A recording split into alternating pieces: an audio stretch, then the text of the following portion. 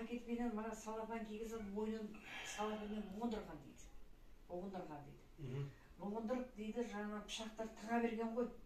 Аяқтарына, қолдарына пышақты тыға берген. Мына ауыздары неде сынып, тістері дейді қалған. Адамны көгеріп кеткен.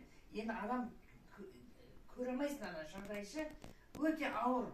Оны бәріміз жаңа көрікті құлап атырмыз. Қинаған ғой, әбден зорлаған қызды же. Сау жере қалмаған. Оны жүрегі де жарылып кетті ғой оның. Жүрегі жарылып. Мынандай хайуандық. Айуандық осындай тірлік қылады ма? Тетемдей қыз, 5 жасар қанаған қыз.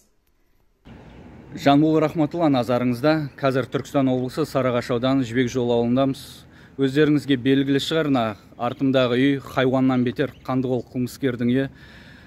Алдында тұрмын қазір. Еркежан деген қарындасымыз қыршын кеткен жаңа ғана үйіне барып, мына жерде екі үй ара екен, орталары дүкенге бара жатып, осы қылмыскердің үйін қолына түсіп қалған екен. Өкінішке орай Құран оқытып, Құран бағыштап қайттық отбасымен бірге. Енді айтайын деген мәселем, өздеріңізге де мәлім дүние шығар, жаңалықтардан айтылып жатыр. Бұл Қандықолымыз, қылмыскеріміз біздің жерімізде өсіп, нанымыз, суымыз жеп өскен адам. Хайуан десем де болады, хайуаннан бетер 10 жыл отырып шыққан екен, адам өлтіріп. Жақында ғана бірнеше ай бұрын қылмыс жасаған екен, ауыр қылмыс. Соның Қазақстанда әділеттік шыншылдық жоқ болғанның салдарынан облыстық сот төрағасы Миятбеков бастаған сот жүйесі оған өте жеңіл шара қолданып үйіне жіберген екен. Со үйіне Миятбеков сот төрағасы үйіне босатып жібергендігінен осындай жағдай алып отыр. Оны үйіне босатып жібергеннен кейін Түркістан облысы полиция департаментінің басшысы генерал Қабденовтың бақылауында болу керек болған бұл қылмыскеріміз. Алайда Қабденов және оның қызметкерлері оны бақылауға алмаған, ішімдікке беріле ма, кімдермен араласады, не жасап, не қойып атқанда шатақтар болмаған. Әрқайсысын өз ағына жіберіп қойған, болғаны болсын деп, бастысы біздің күзетіміз бар деп.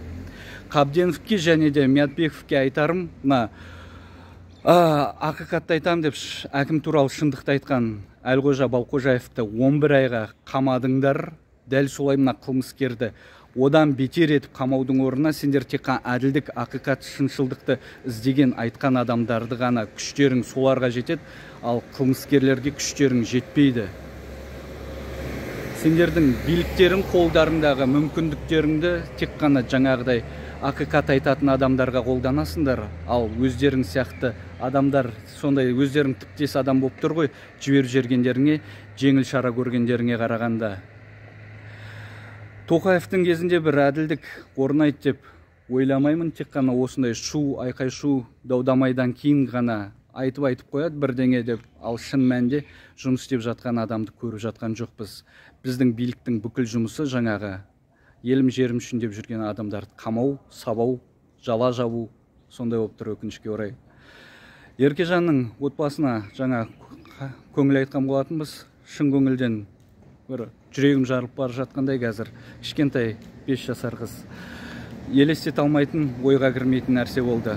Осының алдын алайық, жаңағыдай ішімдікке беріліп жатқан адамдар болса хабарлайық, полиция жұмыс істей ме, жұмыс істемей ме, бақылауымызда алайық. Әйтпесе олар бақылауға алмайтын болса, білесіздер, санаторий жақта тойханаларды аңдып, ішкен адамдардан 300-500 мың теңгелерін алып, соған мәз болып жүреді. Бәрін өз қолымызға алайық, ағайын. Байланыстамыз. Жанбол Рахматулла.